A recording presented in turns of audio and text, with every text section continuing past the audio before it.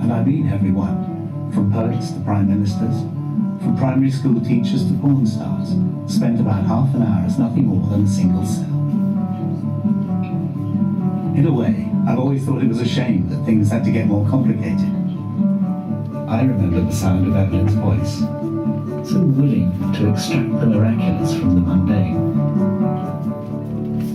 She never warned us, never warned me. What would happen if you waited too long?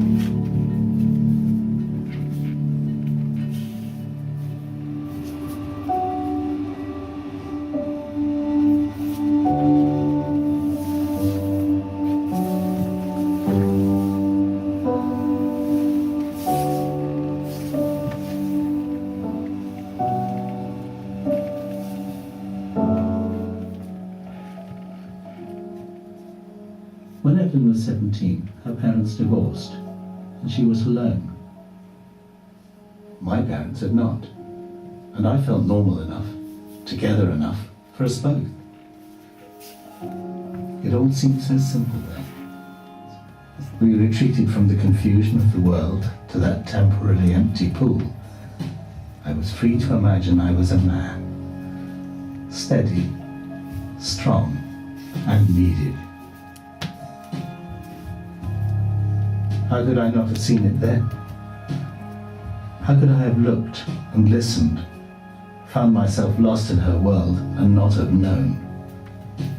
Because so much of myself is still tied to those moments and those times, and though I have walked so far, so deliberately.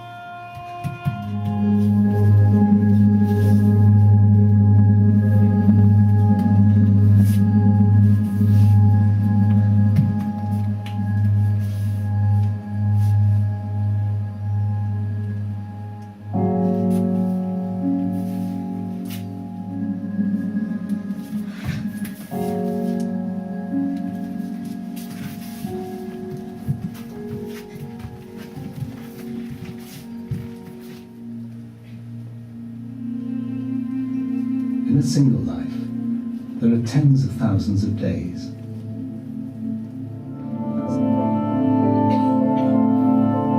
This day, that day, was just like any other we'd shared. Part of the whole, but nothing special. Nothing marking it down as important, as red letter.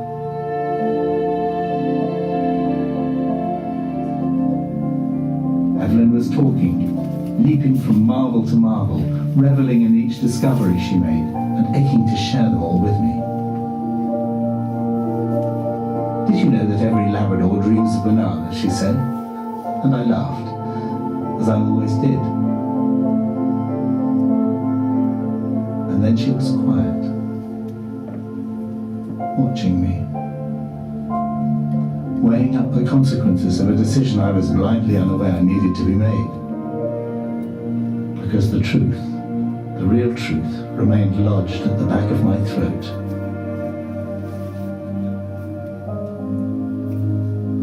I was afraid.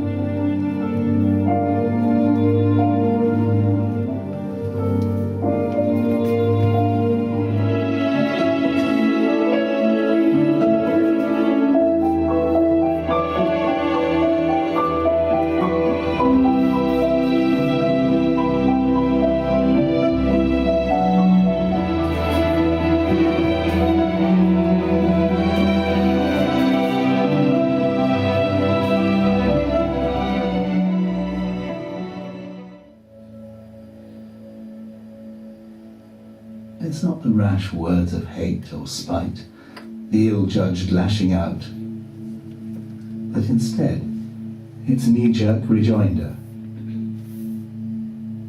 I take it back.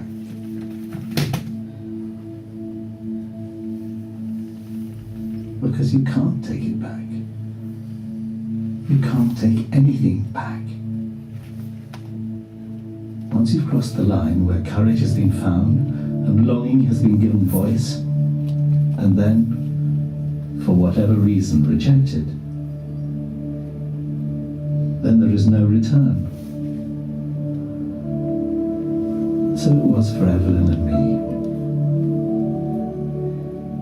In an instant, the freedom, the innocence, and the joy of our friendship fell apart, buckling under the weight of her heart. And in their own way,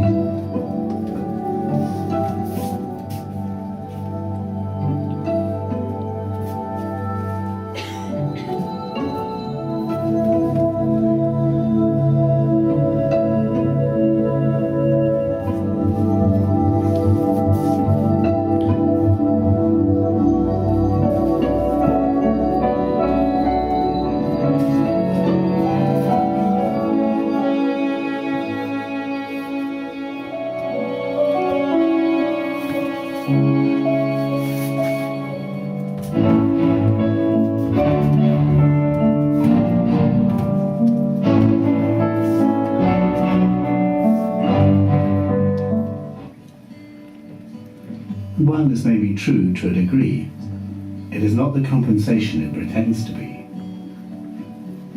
You live, you learn. That's the aphorism. But what do you learn? What great mysteries do you unravel?